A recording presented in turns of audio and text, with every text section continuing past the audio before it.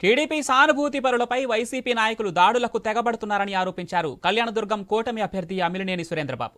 ఇంకా వైసీపీ దాడులకు దిగితే అంతే ధీటుగా సమాధానం చెబుతామని హెచ్చరించారు. పార్టీ శ్రేణులకు అధైర్యపడొద్దని, వారికి తాము అండగా ఉంటామని చెప్పారు. పోలింగ్ ప్రారంభం నుంచి ముగిసే వరకు తమ పార్టీ శ్రేణులు సమన్వయం పాటించారని వారికి కృతజ్ఞతలు తెలిపారు.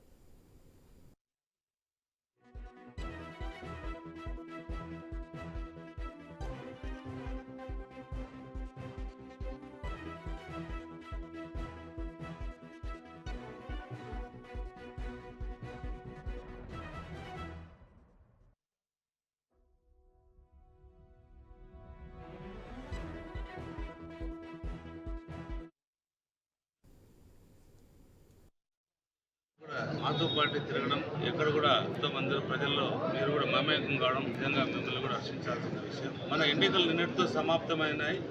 ప్రతి ఒక్కరు కూడా ఈ ఎన్నికల సమాప్తం ముందు ఎన్నికల్లో పాల్గొన్నారంటే అత్యధిక పర్సెంటేజ్ పోలైందంటే మన రాష్ట్రంలోనే మన కళ్యాణదుర్గం నియోజకవర్గం అత్యంత పర్సెంటేజ్ పోలైన నియోజకవర్గంగా ఉంది.